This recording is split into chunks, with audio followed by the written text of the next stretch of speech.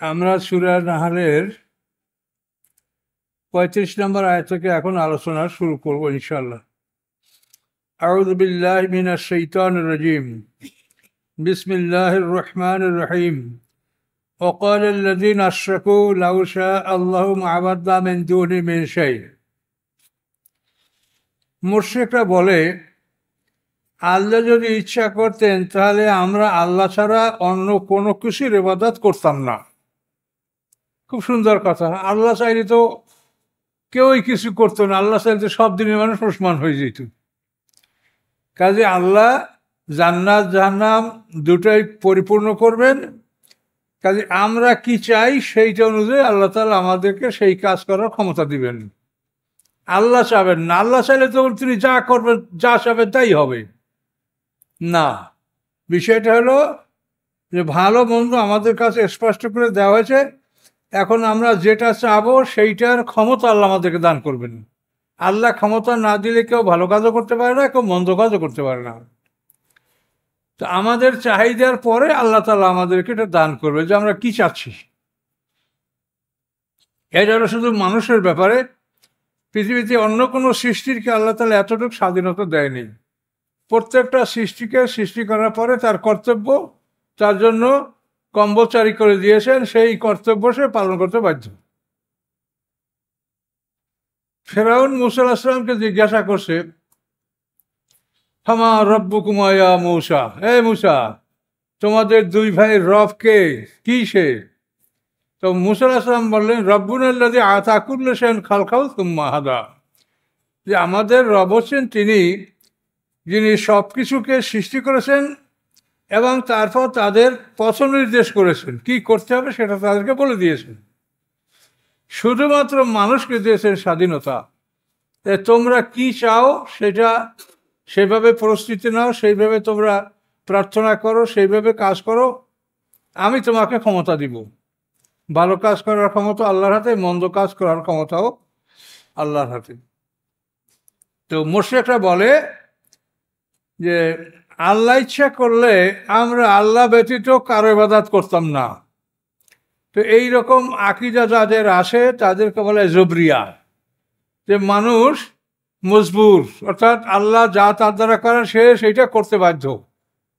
আর এর পক্ষে কতগুলো হাদিসও আসে যে আল্লাহ তাআলা মানুষকে সৃষ্টি করছেন, যখন আদমের পিঠ থেকে প্রথম ডান হাত দ্বারা বের করছেন আর বলছেন এরা সব জান্নাতি, তারপর তার পৃষ্ঠের বাম সাইড দিয়ে বের করছেন, তাদেরকে বলছেন এরা সব জাহান্নামী। তো এটাই যদি হয় তাহলে তো আর আমাদের কর্মের কোনো ইখতিয়ার থাকে না বা কর্মের কোনো মূল্য থাকে না। কিন্তু এগুলি হাদিসের কথা, কোরআনে এটা বলেন না। আল্লাহ কোরআনে বলেন আদমের পিঠ থেকে সব মানুষ বের করা হয়নি, আদম থেকে তার সন্তান 120 জোড়া এদেরকে বের করা হয়েছে। ওই সন্তানদের পিঠ থেকে তাদের সন্তান বের করা হয়েছে। এইভাবে করে করে কিয়ামত পর্যন্ত আপনার আমার পিঠ থেকে আমাদের সন্তান বের করা হয়েছে। তাহলে প্রত্যেকটা মানুষ তার পিতার পিঠ থেকে বের হয়েছে। ডাইরেক্ট করে ওয়াইজ আখাযা রাব্বুকা মিন বানি আদামা মিন যুহুরিহিম যুররিয়াতাহুম। স্মরণ করো যখন তোমার রব হে মুহাম্মদ সাল্লাল্লাহু আলাইহি ওয়াসাল্লাম ওয়াইজ আখাযা রাব্বুকা বানি আদম, আদম সন্তানদেরকে বের করলেন কিভাবে? মিন যুহুরিহিম যুররিয়াতাহুম, আদম সন্তানদের পৃষ্ঠদেশ থেকে তাদের সন্তানকে আল্লাহ বের করছেন। হিম এই যুহুরিহিম এটা হলো হুয়া হুমা হুম, এটা হলো সর্বনাম বহুবচন। কাজে আদমের একার পিঠ থেকে সব মানুষ বের করছে, এই কথাটা কোরআনের সাথে সম্পূর্ণ সাংঘর্ষিক। আদম থেকে আদমের 120 জোড়া সন্তান বের করা হয়েছে, তারপর তাদের পিঠ থেকে তাদের সন্তান, এইভাবে করে করে কিয়ামত পর্যন্ত যত মানুষ আসবে প্রত্যেকটা মানুষকেই তার পিতার পিঠ থেকে বের করা হয়েছে। আবার তাদের থেকে সাক্ষী গ্রহণ করার পরে আলাস্তু বিরব্বিকুম, এই সাক্ষী গ্রহণ করার পরে আবার সবাইকে পর্যায়ক্রমে ঢুকাইস, আমাকে আমার বাবার পিঠে, বাবাকে তার পিঠে, তারপর পর্দা, এভাবে ঢুকাতে ঢুকাতে আবার সব আদমের পিঠে একত্রিত হয়েছে। তাহলে প্রথম মরণের পরে যে আমরা বরজাক বা পর্দার আড়ের জগতে ছিলাম, এই পর্দার আড়ের জগৎ বা বরজাক এটা হচ্ছে আমাদের বাপদাদার পিঠে আমাদের অবস্থান করা। আর আমাদের এখন সামনে মৃত্যু আছে, এই মৃত্যুর পরেও আমাদের বরজাক পর্দার জগৎ। এই সময় আমাদেরকে কবর দেওয়া হোক, বা অন্য কোনো ব্যবস্থা করা হোক, ক্রিমেটিং ফাংশন, অন্ত্যেষ্টিক্রিয়া যাই করা হোক, কিন্তু আমরা বরজাক পর্দার আড়ালের জগতে থাকবো। এরপরে ইসরাফিল সিংহার ফুৎকারে এই বরজাক থেকে আমাদের জন্ম হবে, জন্মের পরে দ্বিতীয় জীবন শুরু হবে। এটা একটা বিরাট ব্যাপার। আমি বারবার বলছি, এইটা না বুঝলে আপনারা তাফসির বুঝবেন না। একটা মানুষের জীবনে 8টা পর্ব। প্রথম শুরু হয়েছে মৃত্যুর থেকে। কাইফা তাকফুরুনা বিল্লাহি ওয়া কুনতুম আমওয়াতা, এই প্রথম মৃত্যু, মৃত্যু পরে বরজাক, বরজাক পরে জন্ম, জন্মের পরে জীবন, এই 4। আবার দেখেন, জীবনের পরে মৃত্যু, মৃত্যু পরে বরজাক, বরজাকের পরে জন্ম, জন্মের পরে দ্বিতীয় জীবন। এই 8টা পর্ব, এটা আপনি যদি না বোঝেন তাহলে কিন্তু সব এলোমেলো করে ফেলাইবেন, তাফসীর আপনারা সঠিক করতে পারবেন না। এই যে আলেম ওলামারা এটা বোঝে না বলি কিন্তু তারা এলোমেলো কথা বলছে। কেউ মনে করে মরার পর থেকে দ্বিতীয় জীবন শুরু হয়ে গেল, নাউজুবিল্লাহ। মরার পর বরজাক, পর্দার জগৎ, এই বরজাক থেকে আপনার জন্ম হবে, তারপর দ্বিতীয় জীবন শুরু হবে। মানুষের জীবনের সমস্ত পর্বগুলি জোড়া জোড়া, এটা আল্লাহ কোরআনে স্পষ্টভাবে বলে দিয়েছে।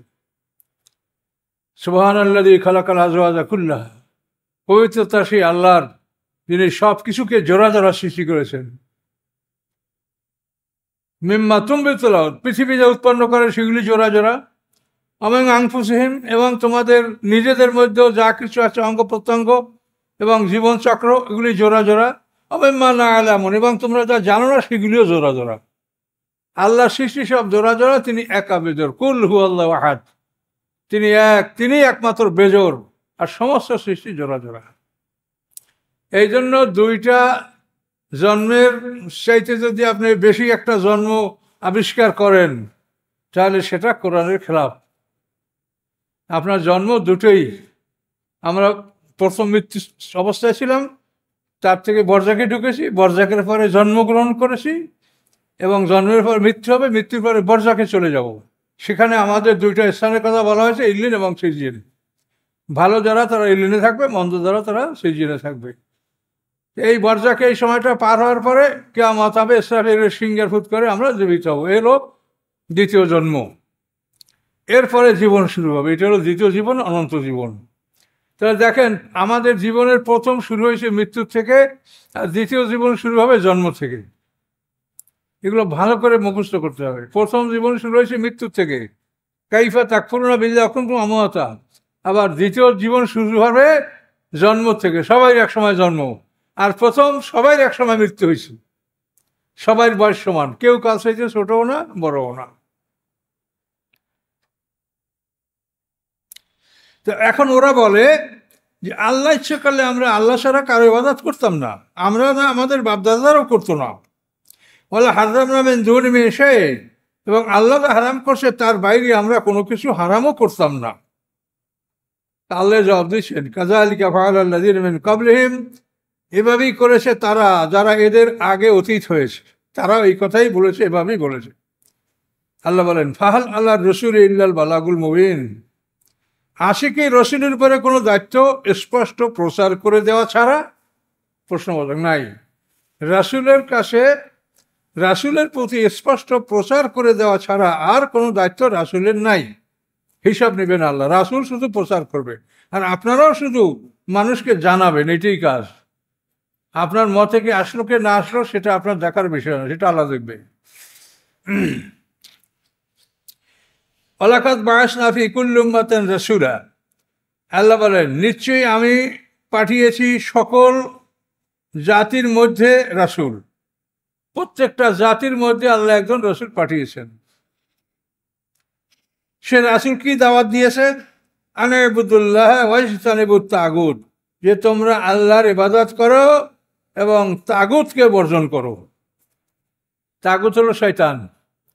তাগুত হলো এমন শয়তান, এমন বিদ্রোহী যারা নিজে আল্লাহকে মানে না, আল্লাহর বিধান মানে না, যারা মানে তাদেরকে জুলুম অত্যাচারের মাধ্যমে তাদেরকে ফিরাতে চায়, এদের নাম হচ্ছে তাগুত। আমরা যে কলেমাটা পড়ি, লা মানে না, তো কলেমার লক্ষ্য হলো 2টা জিনিসকে না করা, একটা হলো জিদ আর একটা তাগুত। এটা আপনি কোরআন থেকে আপনি দেখেন। জিপ্ত হলো জড় পদার্থের মূর্তি, কাঠের মূর্তি, মাটির মূর্তি, পাথরের মূর্তি, ছবি, গাছপালা, এই বিভিন্ন জাতি, বিভিন্ন জন্তুকে, কুমির, কোনো জায়গায় পেঁচা, কেউ ইঁদুর, বিভিন্ন জাতি বিভিন্ন জীবজন্তুকে পূজা করে, এগুলো হলো জিপ্ত, জড় পদার্থ। আর তাগুত হলো মানুষ। এটা কোরআন পাক আল্লাহ এভাবে বলেছেন, আলাম তারা ইলাল্লাযীনা উতু নাসীবাম মিনাল কিতাবি ইউমিনুনা বিজিবতি ওয়াত তাগুত। হে রাসূল, আপনি কি দেখেছেন তাদেরকে যাদেরকে আসমানি কিতাবের একটা অংশ দেওয়া হয়েছে, অথচ তারা ঈমান এনেছে জিপ্ত এবং তাগুতের উপরে। জিপ্ত হলো জড় পদার্থের মূর্তি, আর তাগুত হলো মানুষ যারা অত্যাচারী, ইমানদারদেরকে মেরে পিটিয়ে কষ্ট দিয়ে জোরপূর্বক মতবাদ চাপিয়ে দেয়, এর হলো তাগুত। তো এই আয়াতের শানে নজুল হলো উহুদের যুদ্ধের পরে ইহুদি বনু নজির, যেটা মদিনায় জোহরা অঞ্চলে তারা বসবাস করত, ইহুদি বনু নজির, এই ইহুদি দলের নেতা ছিল কাব বিন আশরাফ। সে একজন ভালো সাহিত্যিক, কবি, নেতা ছিল। তো উহুদের যুদ্ধের পরে এই লোকটা কি করলো, 40 জন লোক নিয়ে গোপনে মক্কায় চলে গেল। মক্কায় গিয়ে আবু সুফিয়ানকে বলল যে তুমি যদি মদিনা আক্রমণ করো তাহলে আমরা তোমাকে সার্বিক সহযোগিতা করব। তারপরে উহুদের যুদ্ধে মুসলমানরা ঘায়েল হয়েছে, মনে করছে যে এইভাবে এই দুর্বলতার উপরে আরো যদি হামলা করা হয় তাহলে মুসলমানরা নিপাত হবে। তো এই 40 জন লোক নিয়ে কাব বিন আশরাফ মক্কায় আবু সুফিয়ানের কাছে হাজির হলো। তো আবু সুফিয়ান বলল, হ্যাঁ অবশ্যই আমরা মদিনা আক্রমণ করব। দুই দলের মধ্যে চুক্তি হলো, কাবাগরের ওয়ালের সাথে বুক মিশিয়ে তারা শপথ করলো। আবু সুফিয়ান বলল যে আমি মদিনা আক্রমণ করব, আর এরা বলল যে আমরা তোমাদেরকে সাহায্য করব। তো এইটা হয়ে যাওয়ার পরে আবু সুফিয়ান তো খুব চালাক মানুষ, ওরা আহলে কেতাব। এখন আবু সুফিয়ান বলে, শোনো, তোমরাও আহলে কেতাব আর মুহাম্মদ সাল্লাল্লাহু আলাইহি ওয়াসাল্লাম আহলে কেতাব, তোমাদেরকে তো বিশ্বাস করতে আমাদের কষ্ট লাগতেছে, তোমরা তো আসলে একদল। তাহলে তোমরা যদি আমাদের সাথে একমত হয়ে থাকো তাহলে আমাদের এই দেবদেবীরা কাবাগরের মূর্তিতে ভরা, এই দেবদেবীদের সামনে তোমরা একটা সেজদা করো। তো কাব বিন আশরাফ রাজি হয়ে গেল এবং কাবাগরের মধ্যে দেবদেবীদের সামনে সেজদা করলো কাব বিন আশরাফ। এইটা করার পরে আল্লাহ তাআলা কোরআনে আয়াত নাযিল করলেন, আলাম তারা ইলাল্লাযীনা উতু নাসীবাম মিনাল কিতাব। হে রাসূল, আপনি কি তাদেরকে দেখেন না যাদেরকে আসমানি কিতাবের একটা অংশ দেওয়া হয়েছে, ইউমিনুনা বিজিবতি ওয়াত তাগুত, তারা জিপ্ত এবং তাগুতের উপরে ঈমান এনেছে। জিপ্ত হলো কাবাঘরের জড় পদার্থ মূর্তিগুলি, আর তাগুত হলো আবু সুফিয়ান এবং তার সঙ্গে 40 জন মানুষ। এখন আপনাদের কাছে ক্লিয়ার কিনা জিপ্ত এবং তাগুত দুইটা জিনিস? তাহলে আমাদের কলেমার প্রথম শব্দটা হচ্ছে লা। জিপ্ত এবং তাগুতকে আপনাকে না বলতে হবে, তারপর আল্লাহর প্রতি ঈমান আনতে হবে। পরিষ্কার করেন, ফামান ইয়াকফুর বিত-তাগুতি ওয়া ইউমিন বিল্লাহি ফাকাদ ইসতামসাকা বিল উরওয়াতিল উসকা। তাগুতকে যে অস্বীকার করে, ফামান ইয়াকফুর বিত-তাগুতি ওয়া ইউমিন বিল্লাহি, এবং আল্লাহর প্রতি ঈমান আনে, ফাকাদ ইসতামসাকা বিল উরওয়াতিল উসকা, অবশ্যই সে ধারণ করলো কঠিন রজ্জু লা ইনফিসামা লাহা, যা ছিন্ন হবার নয়, যা ছিঁড়বে না। অর্থাৎ সে আল্লাহর কোরআনকে শক্ত করে ধারণ করলো। তাহলে আমরা এটা বুঝতে পারছি যে ঈমান আনার জন্য শর্ত হলো জিপ্ত এবং তাগুতকে অস্বীকার করা। কিন্তু আমাদের মনের মধ্যে যদি জিপ্ত এবং তাগুত লুকানো থাকে আর মুখে বলি লা ইলাহা ইল্লাল্লাহ, এটা হবে মুনাফিকি। কাজে জিপ্ত এবং তাগুতকে অস্বীকার করতে হবে। জড় পদার্থের মূর্তি এবং যারা জ্ঞানী, যারা অত্যাচারী, যেমন ফেরাউনকে তাগুত বলা হয়েছে, এই আবু সুফিয়ানকে তাগুত বলা হয়েছে, তার দলবলকে তাগুত বলা হয়েছে, যারা মুসলমানদের উপরে চরম নির্যাতন করেছে।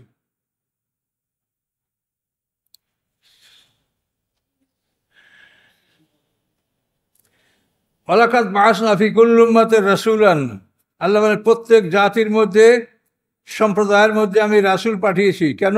তারা কি বলেছেন? আনিবুদুল্লাহ, যে তোমরা আল্লাহর ইবাদত করো, ওয়াজতানিবুত তাগুতা, এবং তাগুতকে বর্জন করো।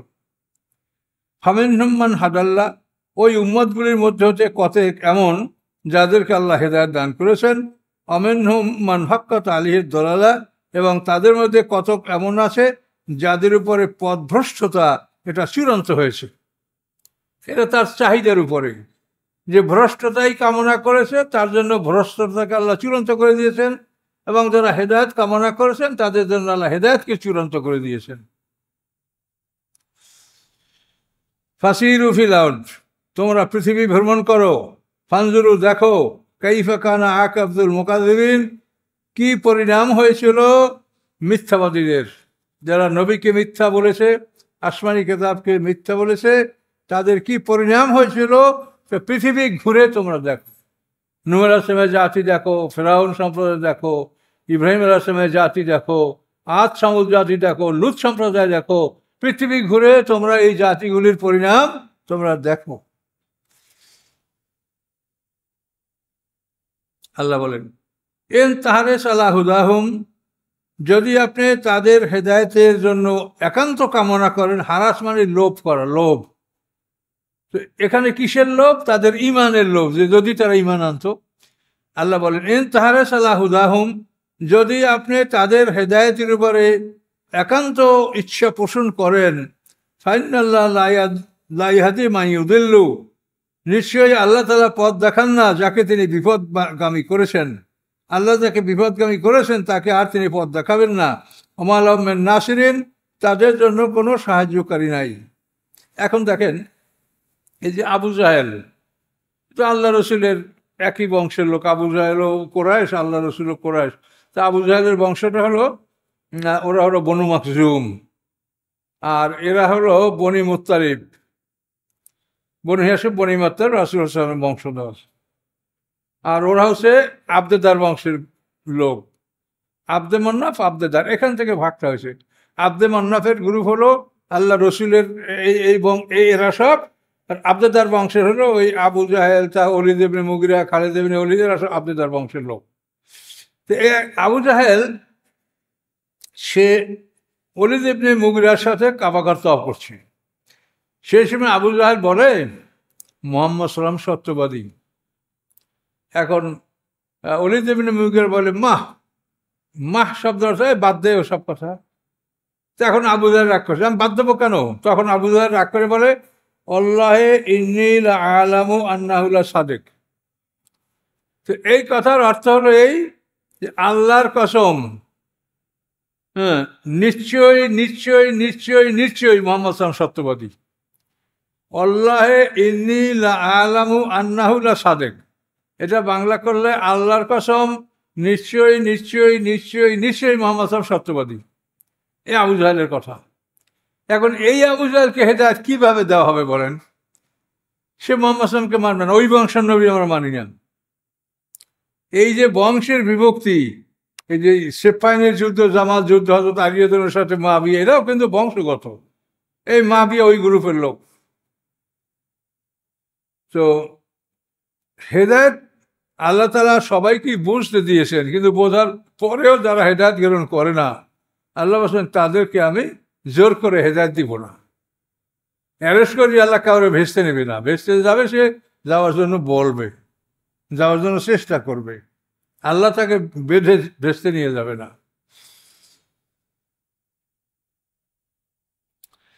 ওয়াকসামু বিল্লাহ জাহাদ আইমানহিম, এবং তারা আল্লাহর নামে কঠিন শপথ করে বলছে।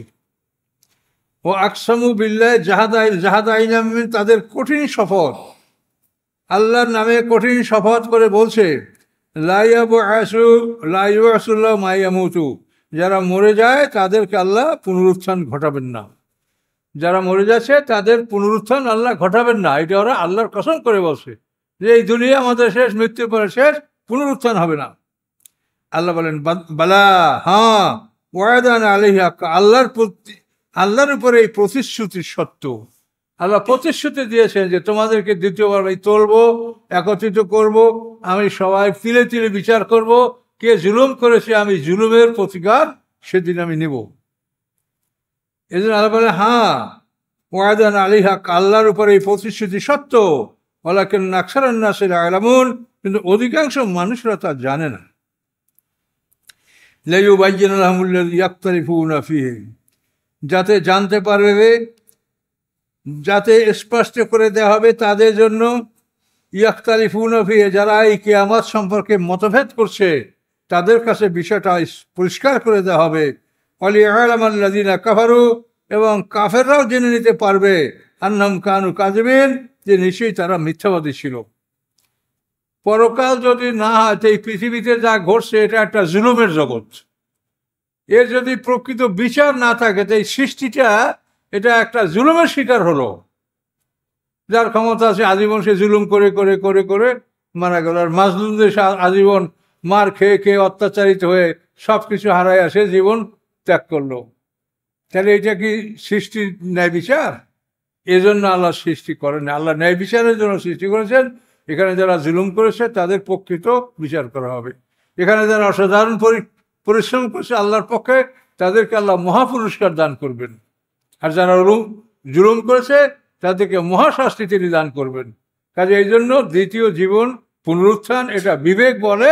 এইটা না হইলে সৃষ্টিটা এটা হবে একটা জুলুম। আল্লাহ বলেন এটা হবে না কেন? শুনে নাও, ইন্নামা কওলুনা, নিশ্চয়ই আমার কথা লে শাইয়েন, কোনো কিছুর জন্য, এই যে আরাধনাও, যখন আমি ইচ্ছা করি, আর নাকুলা, আমি বলি লাহু হুয়াকে কুন হও, ফায়াকুন সবার হয়ে যায়। আমি যখন কোনো একটা জিনিসকে ইচ্ছা করি যে এটা আমি করব, আমি তার জন্য কুন বললে সেটা হয়ে যায়। তা আমার এই কিয়ামত ঘটাইতে কি লাগবে? এটার জন্য কি আমার মিস্ত্রি লাগবে, না লেবার লাগবে, না ইঞ্জিনিয়ার লাগবে? এটা আমি কোন বললে ফায়াকুন হয়ে যাবে। কাজে এটার ব্যাপারে তোমরা সন্দেহ করছো, করো, এর বিচার আমি করব। আল্লাযীনা হাজারু ফিল্লাহি মিন বা'দি মা যুলিমু, যারা হিজরত করেছে আল্লাহর পথে, আল্লাহর পথে যারা গৃহ ত্যাগ করে মদিনায় হিজরত করেছে, মিন বা'দি মা যুলিমু, এরপরে যে তাদের উপরে জুলুম করা হয়েছে, মক্কা যে মুসলমানরা ছিল তাদের উপরে মারাত্মক জুলুম করা হয়েছে। আল্লাহ বলেন এই জুলুমের পরে যারা হিজরত করেছে, লানুবাওয়িআন্নাহুম ফিদ দুনিয়া হাসানা, আমি দুনিয়াতেও তাদেরকে উত্তম আশ্রয়স্থল দান করব। ওয়ালা আজরুল আখিরাতে আকবার, আর আখিরাতের পুরস্কার তো সবচেয়ে বড়। দুনিয়াতেও আমি তাদেরকে উত্তম বাসস্থান, উত্তম জীবন ব্যবস্থা দান করব, আর আখিরাতের বিনিময় হলো আকবার, সবচেয়ে বড়। লাউ কানু ইয়ালামুন, হায় যদি তারা জানতো। হিজরত যারা করেছে সব কিছু বাড়িঘর ত্যাগ করে মদিনায় গেছে, তাদের কোনো অভাব ছিল? বদরের যুদ্ধের পর থেকে একে একে সমস্ত যুদ্ধগুলিতে মুসলমানরা জিতেছে। কাফেরদের সমস্ত ধন সম্পদ মুসলমানদের হস্তগত হয়েছে। ইহুদিদের যত ধন সম্পদ সবই মুসলমানদের হস্তগত হয়েছে। ওদের কিছুই ছিল না, ওরাই ধ্বংস হয়েছে। আল্লাযীনা সাবারু, যারা ধৈর্য ধারণ করেছে, ওয়ালা রাব্বিহিম ইয়াতাওয়াক্কালুন, এবং যারা তাদের রবের উপরে নির্ভর করেছে, তাদেরকে আল্লাহ দুনিয়াও সম্মানিত জীবন দিয়েছেন এবং পরকালে অত্যন্ত বড় পুরস্কার তাদেরকে দান করবেন। ওমা আরসালনা মিন ক্বাবলিকা ইল্লা রিজালান নূহী ইলাইহিম, আল্লাহ বলেন আমি পাঠাইনি আপনার পূর্বে, আমি রসুল পাঠাইনি আপনার পূর্বে ব্যতীত যে তারা ছিল পুরুষ, অর্থাৎ পুরুষ ব্যতীত আমি কোনো রসুল পাঠাই নাই আপনার পূর্বে। ফাসআলু আহলা যিকরি ইন কুনতুম লা তা'লামুন, তোমরা আহলে কিতাবদের কাছে প্রশ্ন করো যদি তোমরা না জানো। জিকির মানে কোরআন, জিকির মানে কিতাব। তো এজন্য আল্লাহ বলেন মক্কাবাসীদের কাছে যে তোমরা যদি না জানো তা তোমাদের পূর্ববর্তী আহলে কিতাব যারা আছে তাদেরকে জিজ্ঞাসা করো যে আল্লাহ তাআলা পুরুষ ছাড়া কোন রসুল ইতিপূর্বে পাঠায় নেই। তোমরা ফেরেশতা দাবি করছো, তোমাদের এই দাবি নিষ্ফল, এই দাবি অযৌক্তিক। ফেরেশতা পাঠায় তো তোমরা শেষ হয়ে যাবা। ফেরেশতা কি মানুষের সাথে চলাফেরা করতে পারে? এটা তো অযৌক্তিক কথা। মানুষ আর ফেরেশতা কিভাবে অ্যাডজাস্ট হবে? কোনোভাবেই সম্ভব না।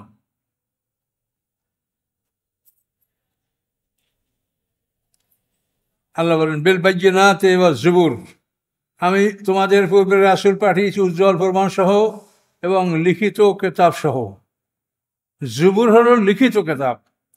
ও আনজালনা ইলাইকা যিকরা, আর আপনার প্রতি আমি নাযিল করেছি এই কোরআন উপদেশ। এটা নাযিল করা আর ওগুলো লিখিত। যে পড়তে জানে না, লিখতে জানে না, তার কাছে কেতাব পাঠাইয়া কি লাভ আছে? পড়তেই পারবে না, না পড়তে বুঝবে কেমন করে? এই জন্য আল্লাহ রসুলের কাছে লিখিত কেতাব পাঠানো হয় নাই, তার কাছে সহি করা হয়েছে এবং তার অর্থ তাকে শিখিয়ে দেওয়া হয়েছে, আল্লাহ নিজে তাকে শিখিয়েছেন।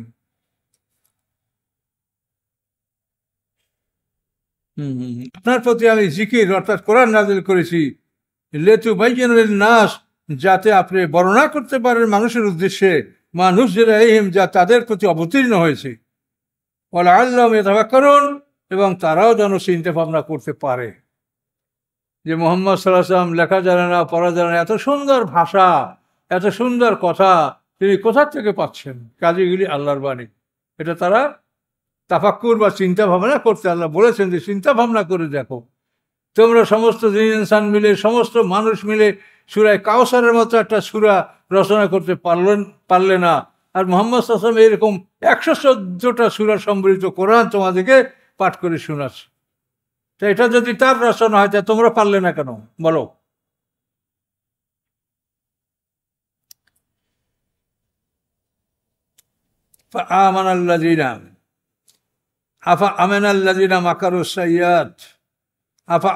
তারা কি নিরাপদ বোধ করছে? কারা? আল্লাযিনা মাকারুস সাইয়্যাত, যারা খারাপ কাজের ষড়যন্ত্রে লিপ্ত আছে। মুহাম্মদ সাল্লাল্লাহু আলাইহি ওয়াসাল্লামকে মারতে হবে, মুহাম্মদ সাল্লাল্লাহু আলাইহি ওয়াসাল্লামকে হত্যা করতে হবে, মুসলমানদেরকে নিপাত করতে হবে, এগুলো হলো মাকারুস সাইয়্যাত, খারাপ ষড়যন্ত্র। আল্লাহ বলেন তারা কি নিরাপদ? যারা খারাপ ষড়যন্ত্রে লিপ্ত আছে। কিসের থেকে? আইয়াকসিফাল্লাহু বিহিমুল আরদ, তাদের সহ আল্লাহ তাআলা পৃথিবী ধসায় দিতে পারেন। এই খারাপ ষড়যন্ত্রগুলি যারা করে, আল্লাহ ইচ্ছা করলে জমিন তাদের সহ ধসায় দিতে পারেন।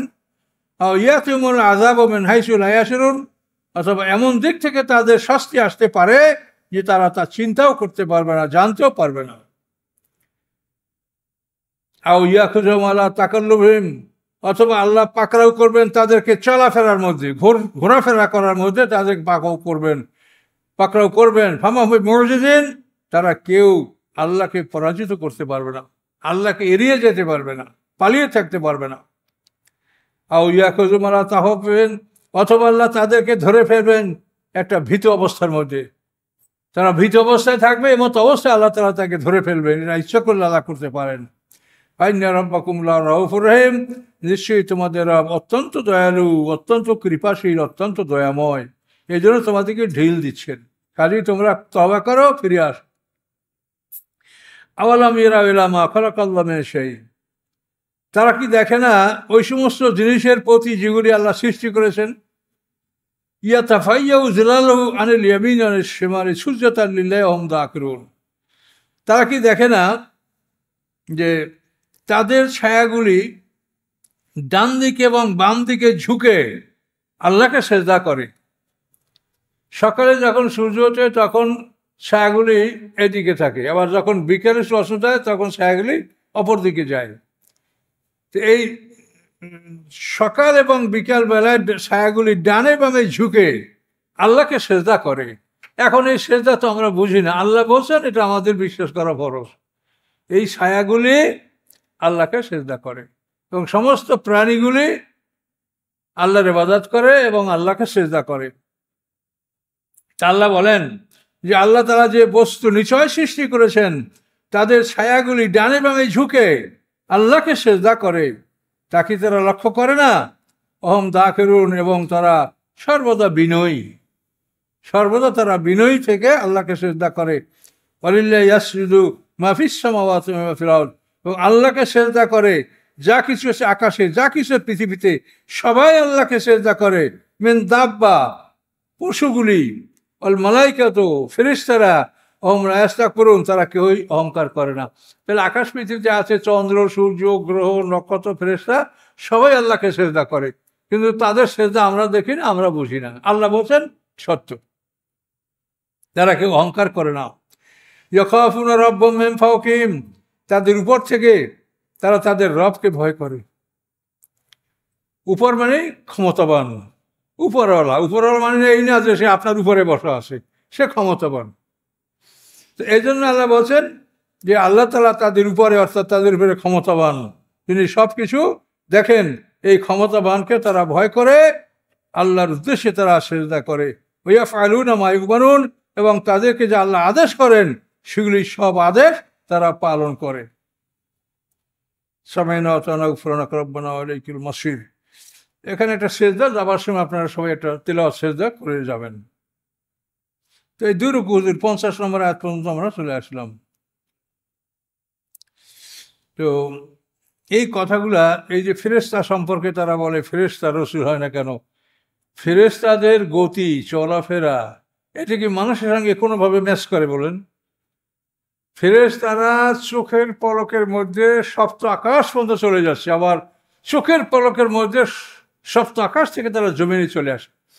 এত গতি সম্পন্ন যারা, তাদের সাথে মানুষ কিভাবে চলাফেরা করবে, মানুষের সাথে তারা কিভাবে কথাবার্তা বলবে? পয়গম্বরকে তোমরা মারছো, পয়গম্বররা কিছু বলে নাই। যদি তোমার ফেরেশতার সাথে বেয়াদবি করো তো একটা পাকা ঝাপটা মারলে তোমার সব মরে যাবে। ফেরেশতা কি মানুষের রাসূল হতে পারে?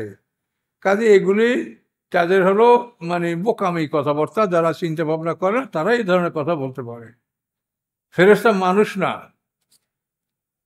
তো এই জন্য এই ধরনের কথা বলা এটা হলো তাদের বোকামি, এই জন্য এর থেকে আমরা বিরত থাকব। তো আমরা 50 নম্বর আয়াত পর্যন্ত আসছি ইনশাল্লাহ। এখন যাওয়ার আগে সবাই একটা সেজদা করবে। সেজদায় আপনার উজু থাকা লাগবে, উজু না থাকলে উজু করে নেবেন। আপনি শুধু দাঁড়ানো অবস্থায়, আমরা তাকবীরে তাহরিমে লাগবে না, দাঁড়ানো অবস্থায় আছেন, একটা সেজদা করে আল্লাহু আকবার মাঠে সেজদা করবেন। সামাইনা ওয়াতানা গুফরানাক রব্বানা ওয়া ইলাইকাল মাসির, এই দোয়া জানলে পড়বেন। না হলে আপনি যে তাসবিহ জানেন সুবহান রাব্বিয়াল আলা, এই তাসবিহ পড়ে আপনি আবার আল্লাহু আকবার বলে দাঁড়ায় যাবেন বা আপনি বসে থাকবেন। আপনি সেজদাটা করলেই হলো, একটা সেজদাই আপনার জন্য ওয়াজিব, আর কিছু ওয়াজিব না। আস্তাগফিরুল্লাহ আল্লাযী লা ইলাহা ইল্লা হুয়াল হাইয়ুল কাইয়্যুম ওয়া আতুবু ইলাইহি, লা হাওলা ওয়া লা কুওয়াতা ইল্লা বিল্লাহিল আলিয়্যিল আযীম। আল্লাহুম্মা সাল্লি আলা মুহাম্মাদ ওয়া আলা আলি মুহাম্মাদিন কামা সাল্লাইতা আলা ইব্রাহিম ওয়া আলা আলি ইব্রাহিম ইন্নাকা হামিদুম মাজিদ। আল্লাহুম্মা বারিক আলা মুহাম্মাদ ওয়া আলা আলি মুহাম্মাদিন কামা বারাকতা আলা ইব্রাহিম ওয়া আলা আলি ইব্রাহিম ইন্নাকা হামিদুম মাজিদ। আল্লাহুম্মা আমিন। ربنا آتنا في الدنيا حسنة وفي الآخرة حسنة وقنا عذاب النار. ربنا ظلمنا أنفسنا وإن لم تغفر لنا وترحمنا لنكونن من الخاسرين. ربنا لا تزغ قلوبنا بعد إذ هديتنا وهب لنا من لدنك رحمة إنك أنت الوهاب. سبحان ربك رب العزة عما يصفون، سلام على المرسلين، الحمد لله رب العالمين.